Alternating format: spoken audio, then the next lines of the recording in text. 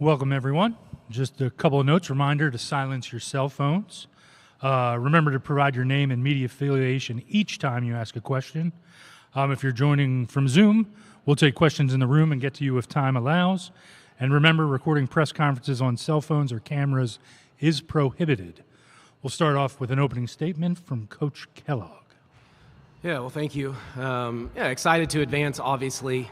That's the name of the game this time of year, is just find ways, whether it's pretty ugly and different. But I thought for the most part, we were pretty good and led, obviously, for the entire night. But congratulations to Columbia. That's a fantastic basketball team. We were prepared. I thought our game plan was good. But it was really, we knew we had a challenge. And I think last year, when we played Princeton, gave us a really good idea of what the Ivy League basketball is like and some of the physicality and some of their toughness, and they have a great culture over there. So very, very well coached. So I think that even means more when you get a win against such a quality program.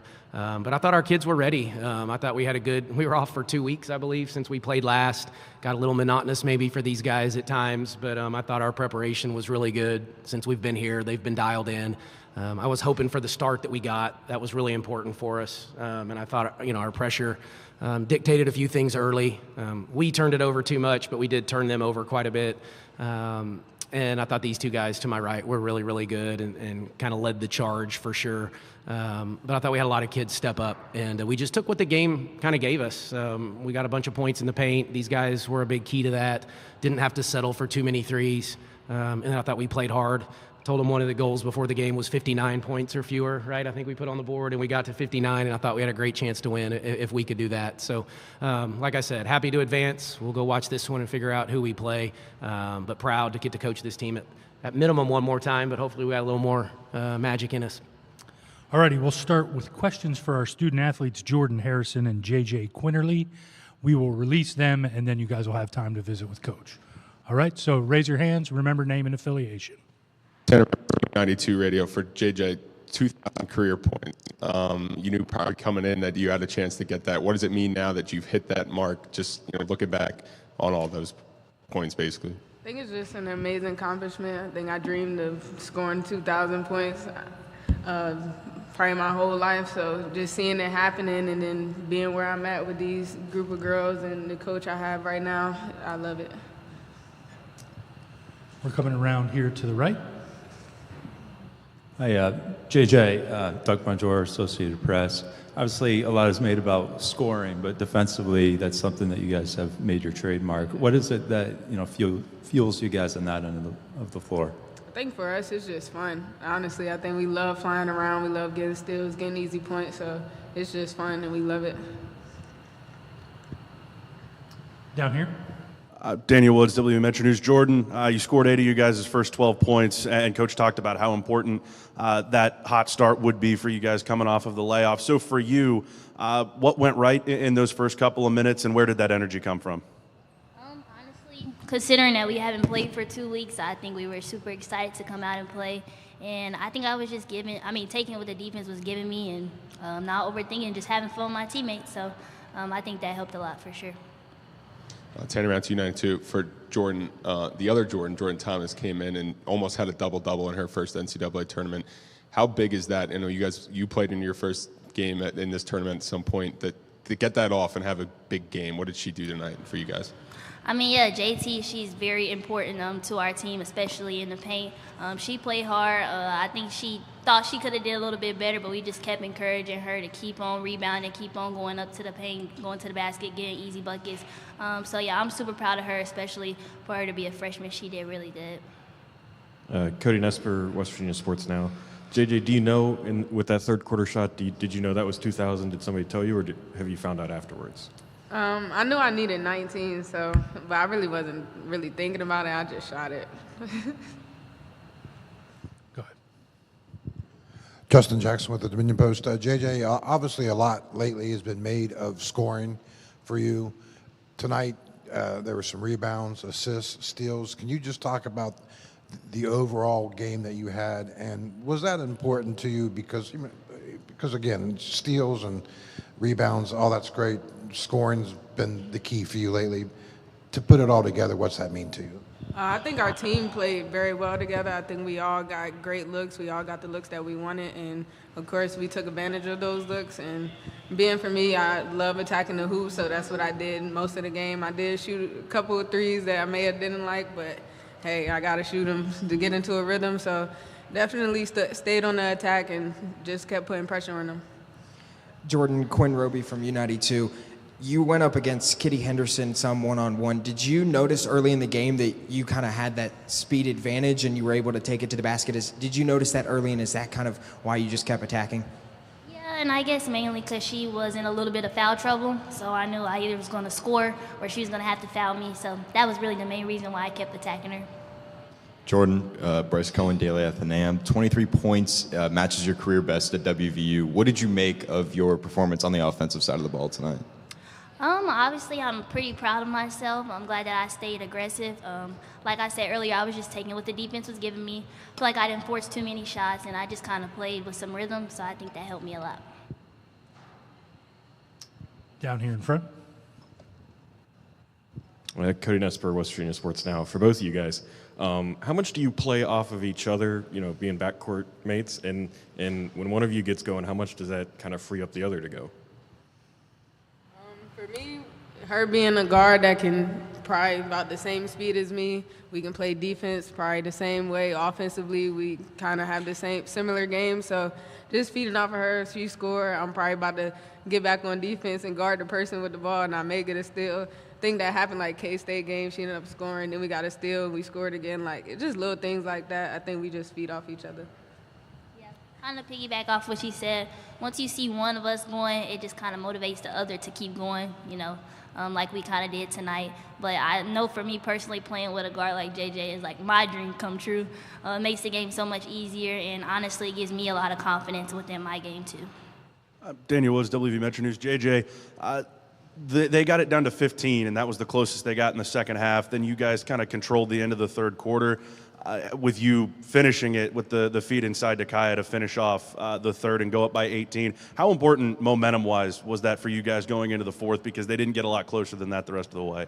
During the halftime, he spoke about how good they were in the third quarter, so we definitely came out making sure that we didn't have a game like they did against Washington, made sure we tried to lock in on defense. They got a little run going, but we stayed settled in and we figured it out. Lily Reismember, Blue Gold Sports for Anyone. Huge Mountaineer fan base in the arena tonight. Can you tell me a little bit about how that affected your play? Jordan, why don't you go ahead and start? Okay. Honestly, we love our fans. We're so glad that they made the time to come down here for us. We play really well off of energy, so having them there is very important, and they're very important to us. We feed off their energy, like I said, so yeah. JJ, you want to talk about the fans? No, you good? Daniel Woods, WV Metro News. For both of you, you both said yesterday that against their pressure, your ball handling depth you felt like would be really important. And when they did try to turn the pressure up at the end, you guys had one turnover in the last 3 minutes. So could you just talk about how important that was for you guys to be able to maintain composure against the press? I think we had a couple times where we turned the ball over just kind of moving too fast a little bit, but we definitely still handled it pretty well, I thought. And we got through it. Like we said, we got a couple guards who can dribble through. We got Kyle who can also bring the ball up. So we just got a couple people that are versatile, so we use them to our best advantage. Anything else for our student athletes? Thank you, ladies. Thank you.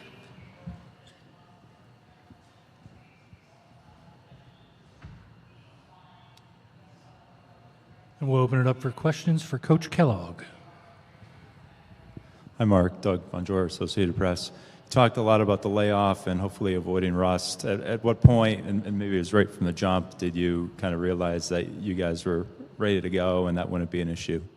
Yeah, probably about a minute in, it looked and felt right. And I think early in the first quarter, and I've said this a lot, is like the score. I don't really look at the score a whole lot early in the games. It's way more about the feel. What's the game feel like? What's the tempo? Are we moving it, sharing it? What's our defensive effort and intensity like? So it really isn't look at the score a whole lot, especially in the first quarter, maybe even some into the second. It's much more about feel and are we playing to the standard, in which we expect. I was a little worried in certain senses for the first 3, 4, 5 minutes of that game. I knew we were excited, but I thought, like I said, the other day at the press conference, I thought we had learned our lesson a little bit from the Big 12 tournament and maybe even a year ago when we had the long layoff before Princeton, because we were down at half against Princeton a year ago in this game. So I just thought our kids had regrouped and came out with just fantastic energy, and we kind of used the word punch first a little bit, and I thought we got them a little bit there early. Quinn Roby, U92. Jordan Thomas in her first NCAA tournament game gave you quality minutes. She played 22, scored 12. What can you say about the impact that she had in the game today? Yeah, well, she's gotten better all year long. I mean, she's a freshman, and typically they've got some peaks and valleys to freshman year, to the freshman season. I thought she settled in the second rotation through. Her first rotation, I thought she looked a little more freshman-like, and I thought she settled in and then really was good for us.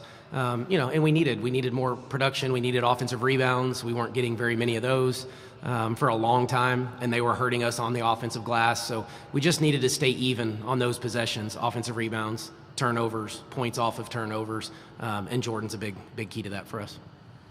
Tanner Mounts, U92 Radio. Coach, you guys got a lot of points off of the press to start the game, and then it seemed like maybe closer to halftime in the second half it was kind of more relaxed and letting them dribble up the floor. Not that you weren't pressing, but was there a reason that went into that and backing off? Was it, an energy thing with another game in 2 days or something? Yeah, probably all of it. And I've said this to you guys before. There's at times when you get these leads. Now we don't always have to continue to speed people up. You're up 17, you're up 20. Now you may be trying to get to half. There's a minute and a half left, and we're trying to get to halftime, and maybe we only want 3 or 4 possessions in that last minute and a half, or whatever the game calls for. So there was some fatigue, I think, that set in a little bit too. So I was trying to get it to half a little bit, so we could pull off of it just a hair to save them for the second half, and obviously if we were fortunate to win for again on Monday.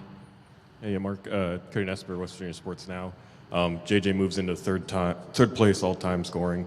The 2 women she's chasing, Parsons and Rosemary, are maybe the 2 best players in program history. So just what's it mean for her to be up there with those 2 now? Yeah, I know if we had a Mount Rushmore, JJ Quinterly should be on that list. I think she's solidifying herself, and with the steals and the points and the loyalty and staying for 4 years in an era where that's very unlikely, and especially through 3 coaching changes. That's normally kids transfer 3 times, not stay through 3 coaches. So really, really proud of her. We all knew, I think she needed 19. We didn't talk about it. It was never addressed. I wasn't even paying one bit of attention, in the game, but we celebrated her a little bit in the locker room because of that accomplishment. Mark, when your best player is up here saying she loves to play defense and it's fun, that's pretty rare. How much do you appreciate that, and what does that do for the rest of the team? Yeah, well, I think both of them. I don't know that Jordan Harrison probably gets the credit for what she does defensively. Kyle Watson was on our all-defensive team. Sydney Woodley's a phenomenal defender. Sydney Shaw has worked herself. So JJ's the head of it because she's just been around a little bit longer. But Jordan Harrison is an elite defender, and Kyle Watson is as well. And they've both been on the Big 12 all-defensive team. But, we have two-way players.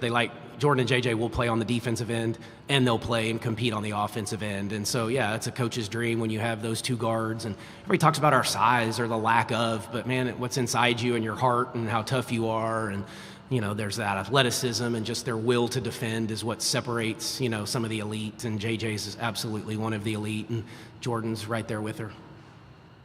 Tanner Mounts, U92 Radio.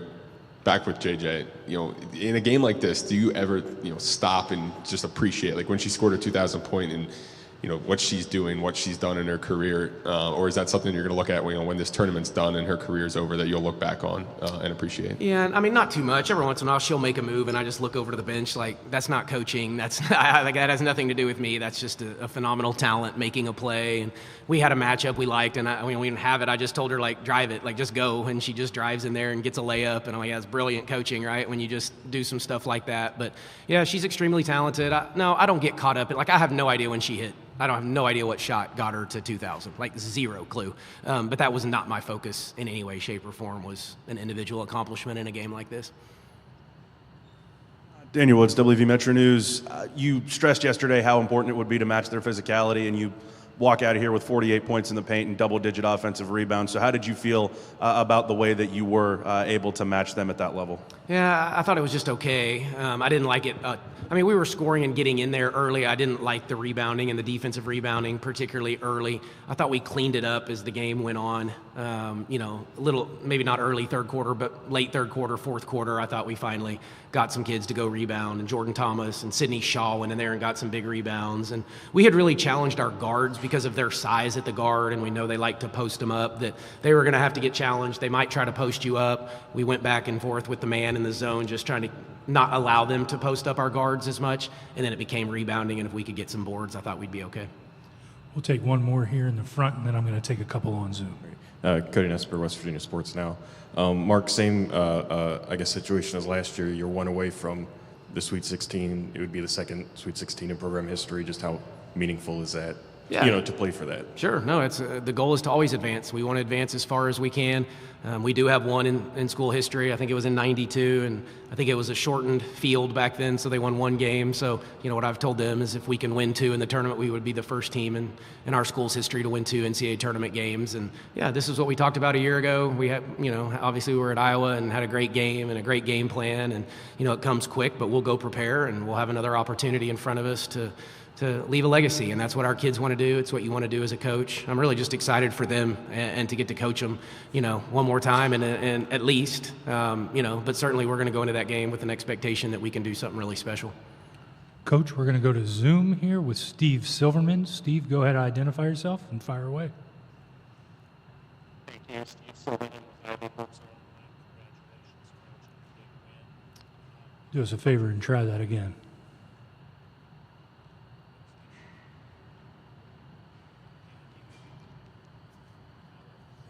Or not. Scared them off? Steve, we're having issues hearing you, so we're going to keep it moving. I'm going to go to Jen Hatfield. Jen, go ahead.